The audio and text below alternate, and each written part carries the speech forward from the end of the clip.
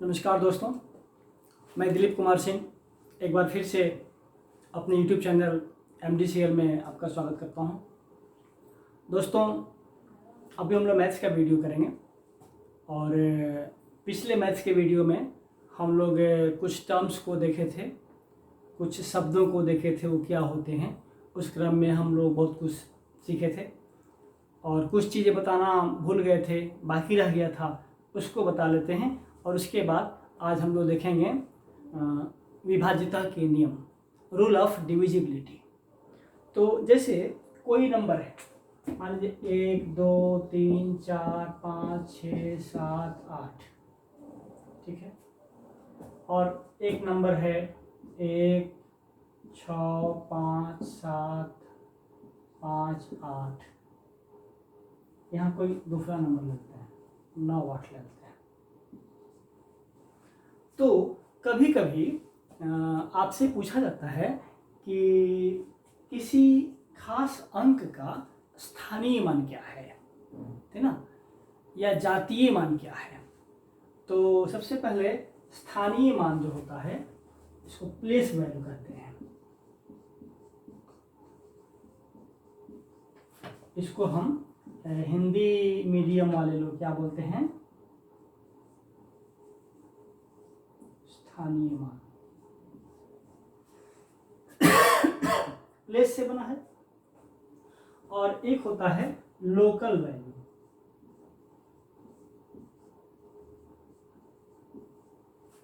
इसको हम लोग जातीय मान बोलते हैं, जातीय मान हिंदी मीडियम वाले लोग। तो देखिए, प्लेस वैल्यू की जो बात है, प्लेस वैल्यू की, तो प्लेस के अनुसार उसका वैल्यू होगा। किसी भी अंक का वैल्यू प्लेस के अनुसार होगा। जैसे यहाँ 8 इकाई के स्थान पर है तो इसका वैल्यू क्या होगा, 8 गुना 1 8। ये 7 दहाई के स्थान पर है तो इसका वैल्यू क्या होगा, 7 गुना दहाई मतलब 10, 7 गुना 10 70। ये 6 सैकड़ा के स्थान पर है तो इसका मतलब क्या होगा, 6 गुना 100 600। इस तरीके से 5 1000 प्लस पे है, 1000 के जगह पे है तो 5 गुना 1000, 5 मल्टीप्लाइड बाई 1000 दैट इज 5000। इस तरीके से इसका प्लेस के अनुसार, स्थान के अनुसार वैल्यू चेंज होता रहेगा, बदलता रहेगा। अब इसमें भी उसी तरीके से, अब हम कहें कि दिए गए दोनों संख्याओं में 5 का स्थानीय मान बताएं, 7 का स्थानीय मान बताएं। तो देखिए, इस संख्या में 7 का स्थानीय मान क्या होगा, ये दहाई के जगह पे है, टेंस प्लेस पे है तो 7 इंटू 10 मतलब 70 होगा। लेकिन इस प्लेस पे 7 कहाँ है, ये वंस टेंस हंड्रेड्स, इकाई दहाई सैकड़ा, सैकड़ा जब है 7 गुना 100 तो यहाँ 700 होगा। ये है प्लेस वैल्यू। लेकिन जो जातीय मान होता है, ये जो लोकल वैल्यू होता है, वो किसी भी अंक का चाहे किसी प्लेस पर रहे वो सेम रहता है, वो एक जैसा रहता है। जैसे हम कहें कि इसमें 7 का जातीय मान लोकल वैल्यू क्या है, 7 है। यहाँ पर 7 का लोकल वैल्यू क्या है, 7 है। मतलब जातीय मान कहा जाए हिंदी वालों के लिए, या इंग्लिश में लोकल वैल्यू कहा जाए, तो किसी भी अंक का लोकल वैल्यू चाहे किसी भी जगह पर रहे वो हमेशा सेम रहता है, एक जैसा रहता है, वो बदलता नहीं है। अब हमने कहा था लास्ट वीडियो में कि हम लोग देखेंगे रूल ऑफ डिविजिबिलिटी, विभाज्यता के नियम, ठीक ना। रूल ऑफ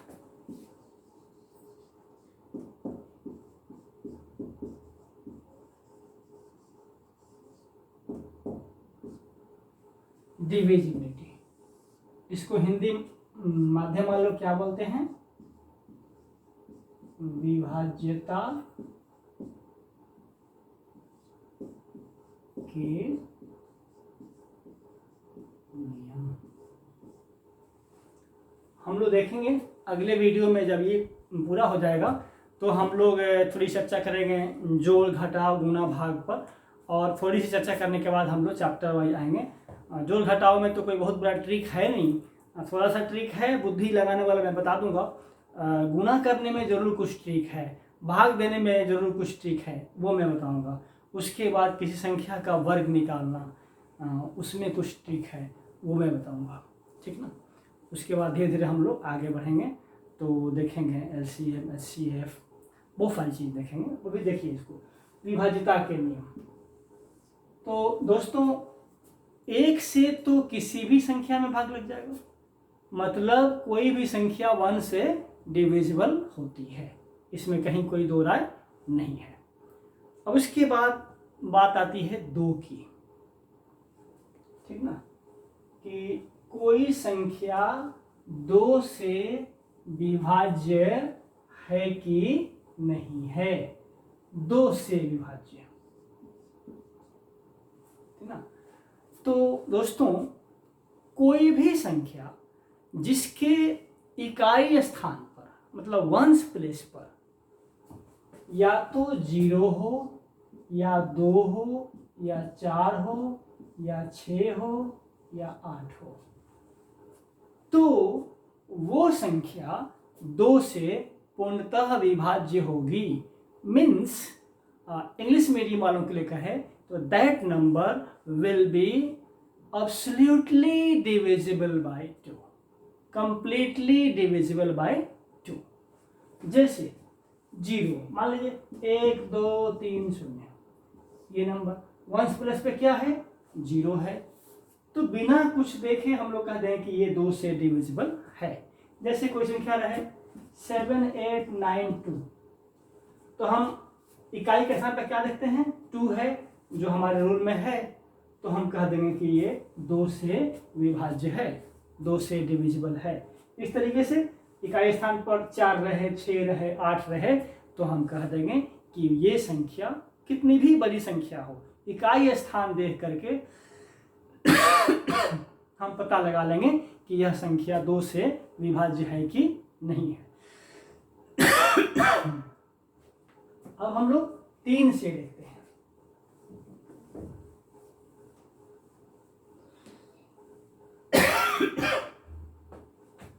3 से विभाज्यता का नियम क्या है, यदि किसी संख्या के अंकों का योग 3 से विभाज्य हो तो वह संख्या भी 3 से विभाज्य होगी।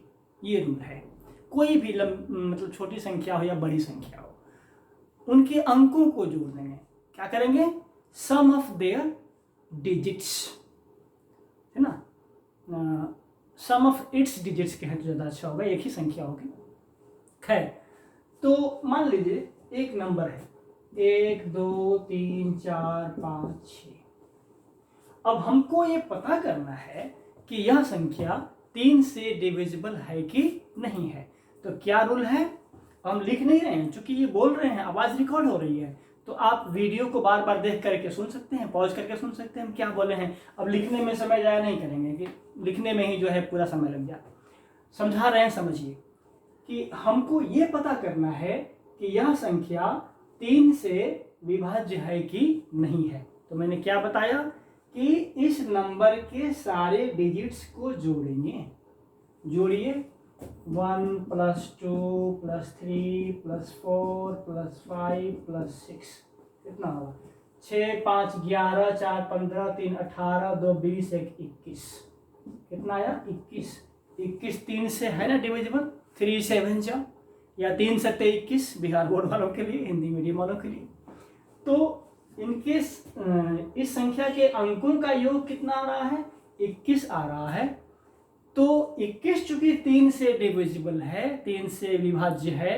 अब देखिए मैंने कहा था पिछले वीडियो में कि कम से कम मैथ्स के सारे टर्म्स को किसी भी मीडियम, चाहे हिंदी मीडियम का स्टूडेंट हो या इंग्लिश मीडियम का हो, उसके टर्म्स की अंग्रेजी जरूर जान लीजिएगा। आप ही देखिए ना, विभाज्यता कहने से ज़्यादा आसान है डिविजिबिलिटी, है ना। और फायदा क्या होगा, जब आप 11th-12th में जाएंगे, जब कोई भी अच्छी स्टैंडर्ड बुक जो है मैथ्स की या साइंस की, मतलब किसी भी, मैं मैथ्स की बात करूँ भी, तो वो किताबें इंग्लिश मीडियम में मिलती हैं, वहाँ पर आप दिक्कत होती है, 2-4-6 महीना आपको लैंग्वेज से यूज टू होने में लग जाता है। तो वो चीज़ आप शुरू से ही कर लेंगे। बाकी लैंग्वेज आप जो करना है करिए, जो मुख्य मुख्य टर्म्स हैं, जो मेन शब्द हैं, उनको आप इंग्लिश में जरूर जानिए। तो चूंकि इनके अंकों का योग 21 है और ये 21 3 से डिविजिबल है, तो ये संख्या भी 3 से डिविजिबल होगी। Is that clear? तो आप किसी भी संख्या के निकाल सकते हैं कि यह संख्या 3 से डिविजिबल है कि नहीं है। यदि अंकों का योग 3 से डिविजिबल हो, अब मान लीजिए कोई बड़ी संख्या है, उनके अंकों का योग भी 2 से बड़ा आ रहा है, मतलब 2 अंक से बड़ा आ रहा है, तो उनको भी जोड़ दीजिए, तब तो छोटा हो जाएगा ना। वो भी यदि 3 से डिविजिबल है तो पूरी संख्या 3 से डिविजिबल होगी। मान लीजिए कोई संख्या कुछ बड़ी संख्या है और उसका जो अंकों का योग आ रहा है वो आ रहा है 213। फिर आपके सामने एक प्रश्न आ गया कि अब तो उतना लंबा चौड़ा आपको टेबल याद है नहीं, फिर इसको भी जोड़ दीजिए, तो 2 + 1 + 3 कितना होगा? 6 होगा। ये 6 डिविजिबल है ना, तो ये वो अंक जिसके अंकों का योग 213 आया है वो भी 3 से डिविजिबल होगा। ठीक है, अब हम लोग 4 से डिविजिबिलिटी का रूल देखते हैं।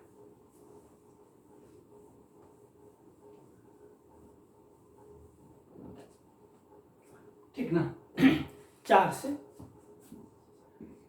से जो डिविजिबिलिटी का रूल है, विभाज्यता का नियम है, वो ये है कि कोई भी संख्या जिसके अंतिम 2 अंक मतलब कहें कि वंस और टेंस, इकाई और दहाई, अंतिम 2 अंक इधर कोई भी हो, ये अंतिम 2 अंक मतलब इकाई दहाई, ये जो अंक हो वो या तो दोनों का दोनों 0 हो, या ये 2 अंक जो भी यहां हो वो 4 से डिविजिबल हो, तो यह पूरी संख्या 4 से डिविजिबल होगी।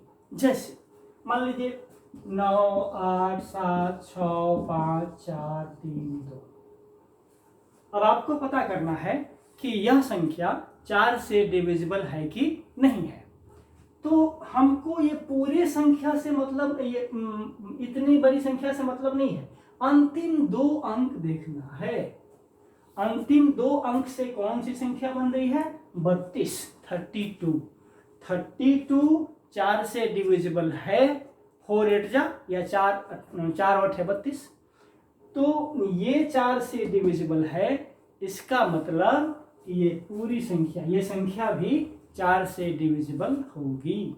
या मान लीजिए संख्या है 7, 8, 9, 2, 3, 5, 6, 0, 0।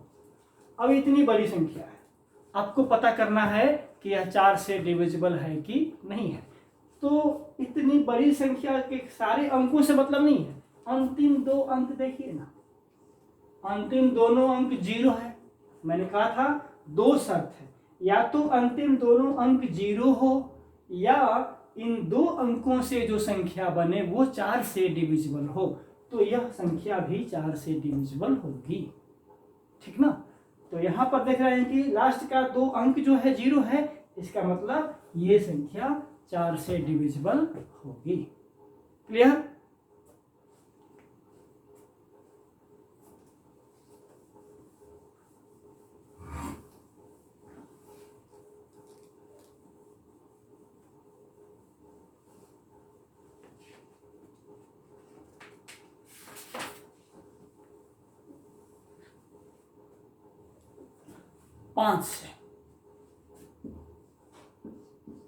पाँच से जो डिविजिबिलिटी का रूल है ये बहुत आसान है।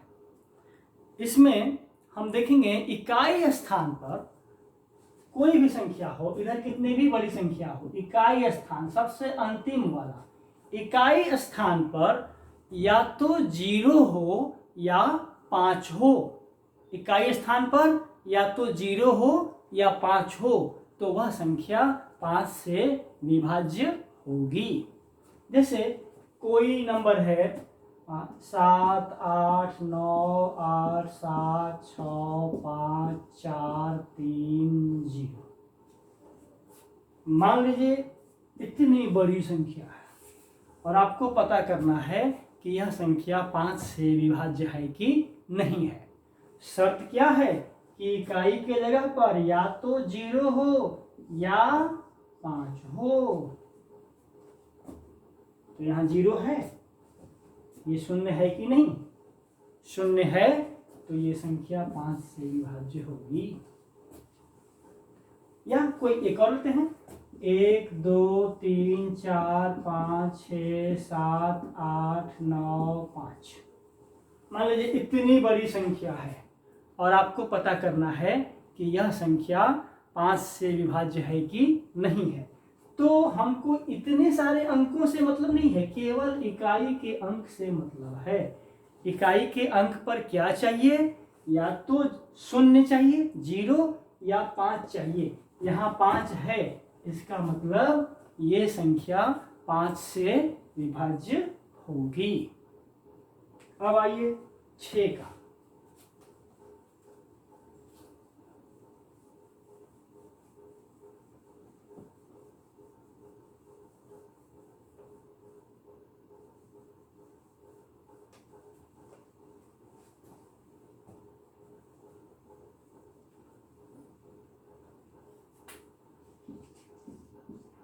छः से विभाज्यता का नियम है दोस्तों, यदि कोई संख्या 2 से भी विभाज्य हो और 3 से भी विभाज्य हो, ध्यान रखिएगा, यदि कोई नंबर 2 से डिविजिबल हो और 3 से भी डिविजिबल हो तो वह संख्या 6 से भी डिविजिबल होगी, 6 से भी विभाज्य होगी।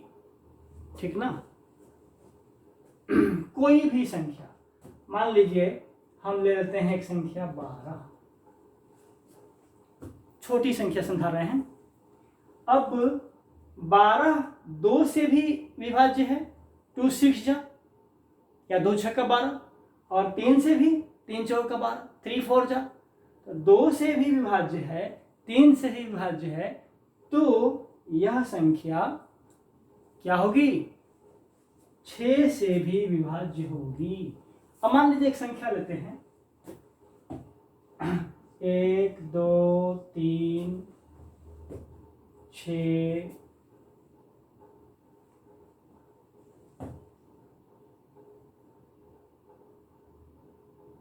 4 2।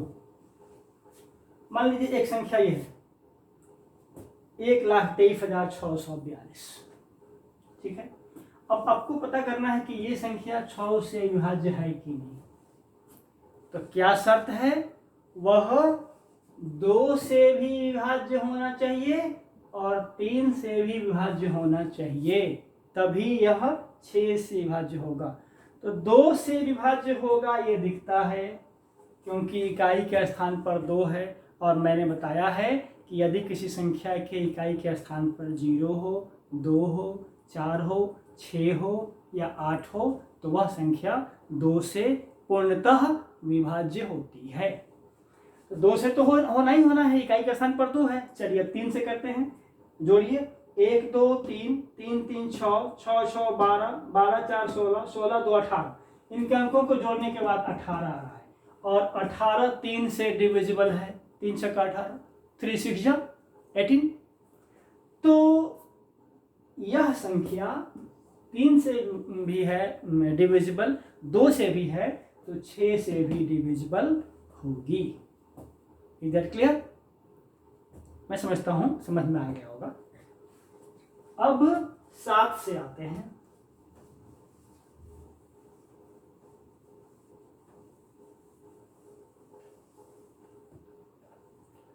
सात से विभाज्यता का एक विशेष नियम है। इसमें एक विशेष संख्या ली जाती है, एक विशेष अंक लिया जाता है जिसको हम लोग ऑस्किलेटर बोलते हैं।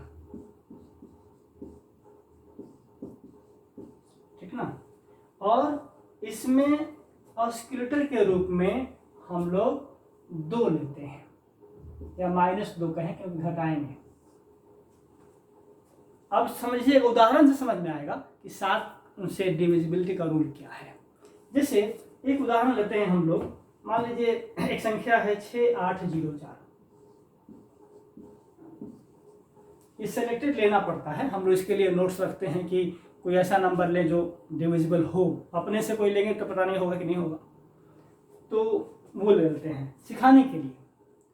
अब करना क्या है कि इस अंक को, इकाई को छोड़कर बाकी जो संख्या बचती है उसको ले लेना है और इसमें से घटा देना है। ये इकाई का अंक है ना, इसका 2 गुना, मतलब 4 गुना 2। इसीलिए हमने कहा कि ऑस्किलेटर के रूप में -2 लेंगे। तो ये कितना होगा? ये 680 में से 8 घट जाएगा तो कितना हो जाएगा? 672। अब यही काम इसके साथ भी करना है। क्या करना है? 672 में से इकाई हम छोड़ देंगे तो बचेगा क्या? 67। और 67 में से घटाएंगे कितना? ये जो इकाई था उसका 2 गुना, मतलब 2 गुना 2।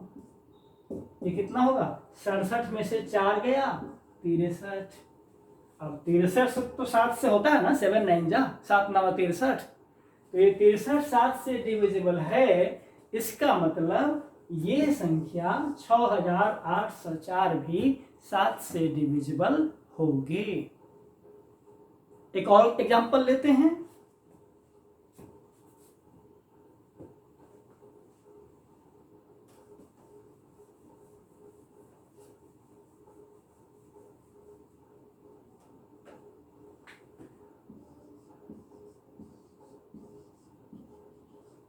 मान लीजिए एक संख्या ले लिए 99,995।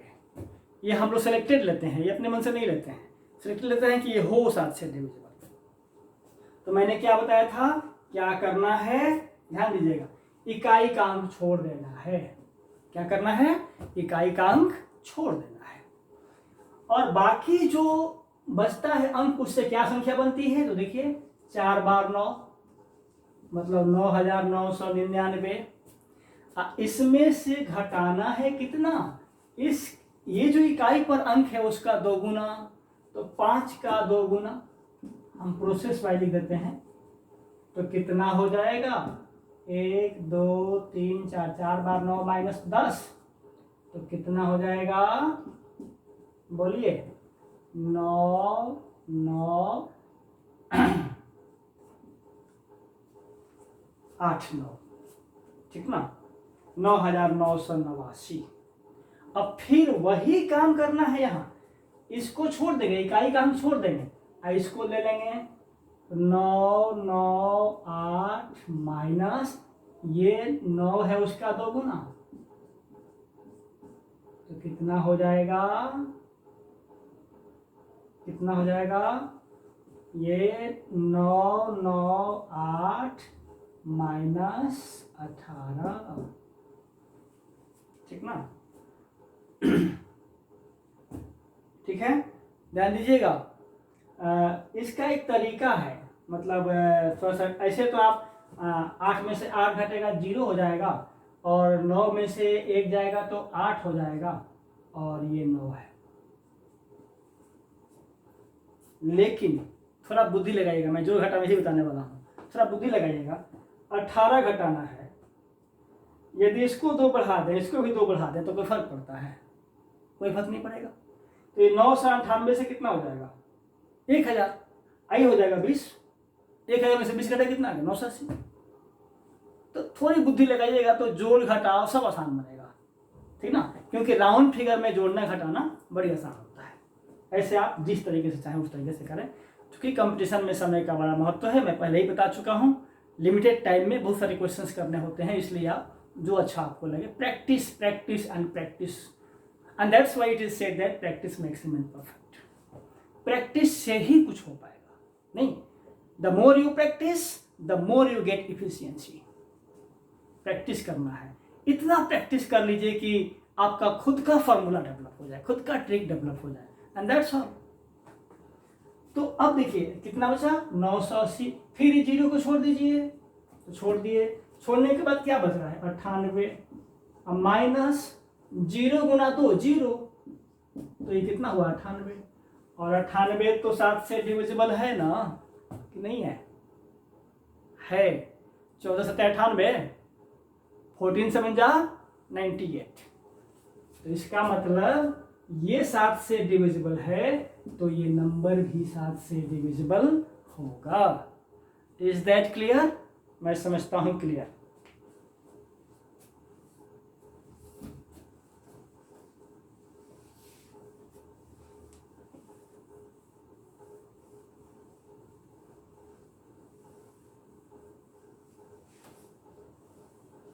अब 8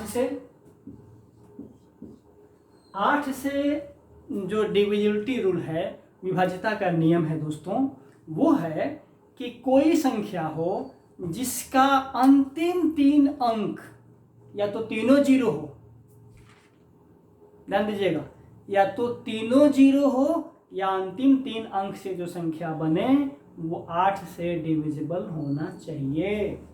जैसे क्या है, यहाँ कोई भी डिजिट हो, अंतिम 3 अंक की हम बात कर रहे हैं, क्या शर्त है?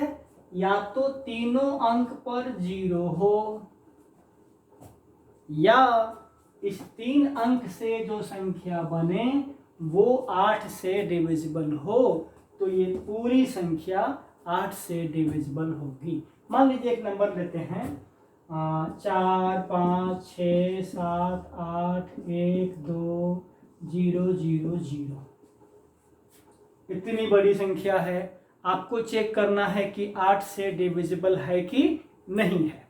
ठीक है, तो हमने क्या बताया कि 2 शर्त, या तो अंतिम तीनों अंक 0 हो तब भी ये 8 से डिविजिबल होगा, या ये 3 अंक से मिलकर जो संख्या बने वह 8 से डिविजिबल हो, तब भी वो संख्या डिविजिबल होगी।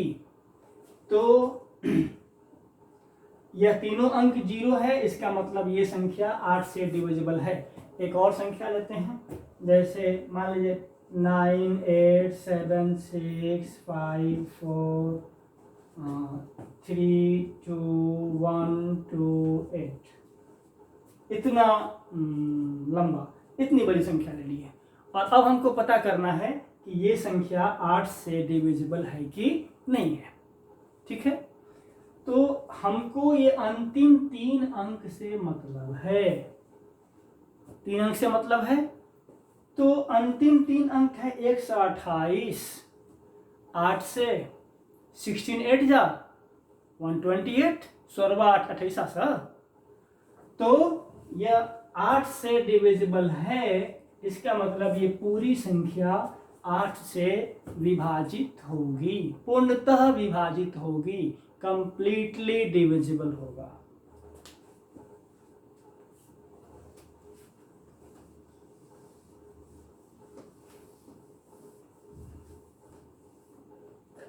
अब 9 से 9 का रूल बच्चों एकदम 3 जैसा है, सेम 3 जैसा है।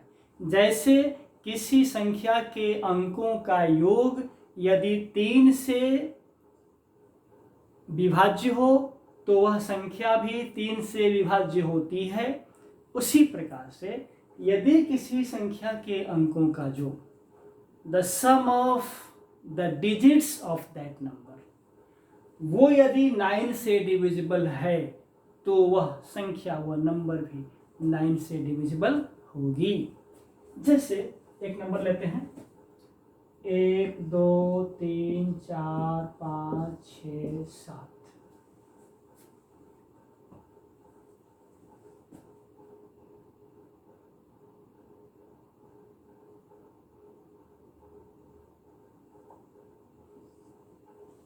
हम जोड़ के ले लिए अपने हिसाब से, 2 ही पाए हैं, या तो अपने से कुछ जोड़ के ले लीजिए, नहीं तो नोट्स में लिखा उससे ले लीजिए।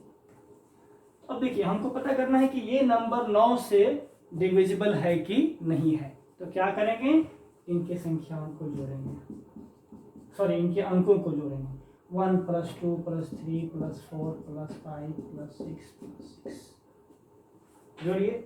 1 2 3 3 3 6 6 4 10 10 5 15 15 6 21 21 और 27 जोड़ने पर 27 आ रहा है 27। तो ये 27 9 से है ना डिविजिबल, 9 3 जा 9 3 27, तो यह 9 से डिविजिबल है, तो ये संख्या भी 9 से डिविजिबल होगी। ठीक है, अब 10 से देखिए।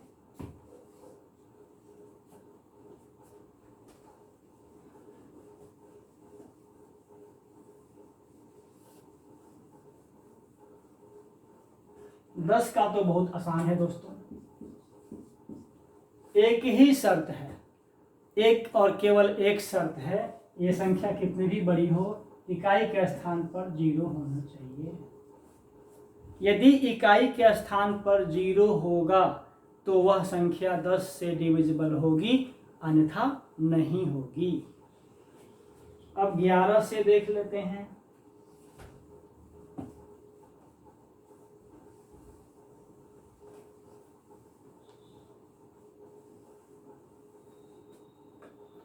ग्यारह का रूल क्या है?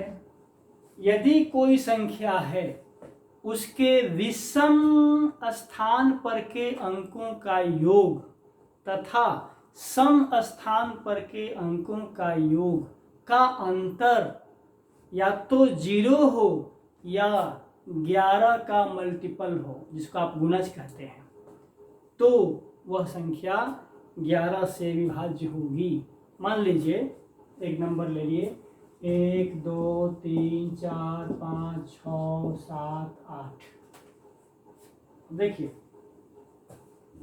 शुरू करेंगे विषम। विषम कहाँ से होता है? और नंबर 1 से 1 3 5 7 होता है ना, स्थान देखना है। फर्स्ट प्लेस ये है, third place, fifth place, first place, third place, fifth place, seventh place, ऐसे। और जोड़िए तो 1 + 3 + 5 + 7, ठीक है। कितना आ रहा है? 1 3 4 4 5 9 9 7 16। अब आप इवन प्लेस लीजिए, सम स्थान 2 + 4 + 6 + 8, 2 + 4 + 6 + 8 ना, 2 4 6 6 6 12 12 8 20। अब इन दोनों का अंतर ना 0 होगा ना 11 होगा ना 11 का मल्टीपल होगा। इसका मतलब कुछ ऐसा करना होगा कि ये 4 कम हो जाए या इनसे इतना ज़्यादा हो जाए, 11 ज़्यादा हो जाए तब भी हो जाएगा।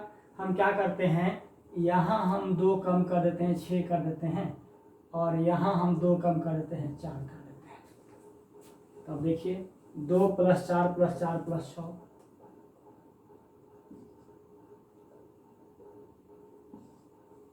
तो कितना हो जाएगा? 2 4 6 4 10, 2 4 6 4 10 6 16, और इन दोनों का अंतर 16 - 16 कितना? 0। तो मैंने क्या बताया कि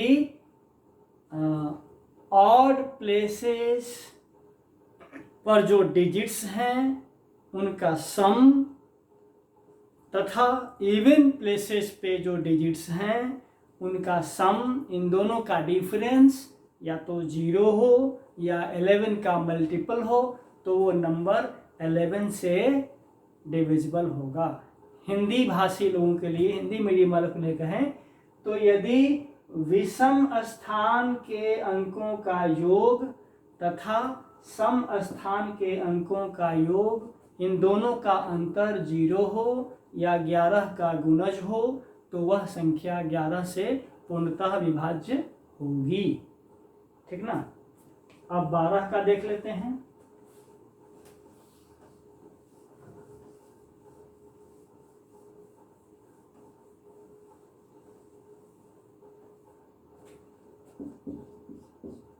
बारह का बहुत आसान है।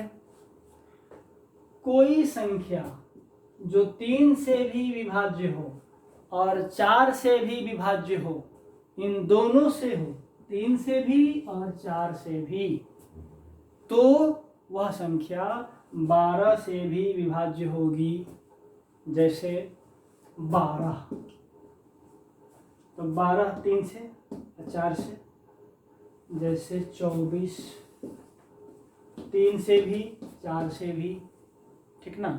अब तो आप कहिए कि आप 12 का मल्टीपल ही लिख रहे हैं तो होगा ही होगा, लेकिन ऐसा नंबर ले लेते हैं। देखिए 1 2 3 4 5 6,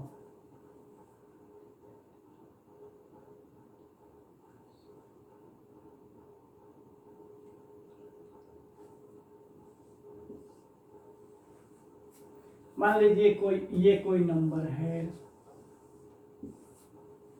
और आपको पता करना है कि यह 12 से डिविजिबल होगा कि नहीं होगा। तो क्या करेंगे, पहले 3 से चेक करेंगे। तो जोड़िए 1 2 3 3 3 6 6 4 10 10 5 15 15 6 21, अब प्लस 0 कितना 21 होगा, 21 हुआ। इसका मतलब 21 3 से विभाज्य है, तो ये संख्या भी 3 से विभाज्य होगी। और 4 से, तो अंतिम दोनों अंक पर 0 है।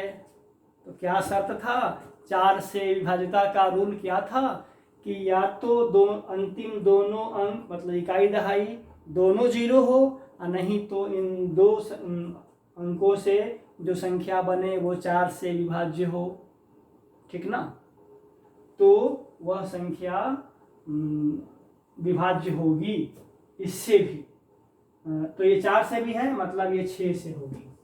यदि हम यहाँ पर थोड़ा और बदलाव कर दें, हम यहाँ क्या कर लेते हैं, हम यहाँ 2 4 ले लेते हैं, तब भी देखिए 1 2 3 3 3 6 6 4 10 10 5 15 15 6 21 21 2 23 23 4 27 27 आ रहा है। 3 से विभाज्य है, 3 9 27, 3 9 27, और अंतिम दो अंक क्या बन रहा है 24। 24 भी 4 से विभाज्य है, तो इसका मतलब ये 4 से भी है 3 से भी है, तो ये नंबर भी 12 से विभाज्य होगा, ठीक ना।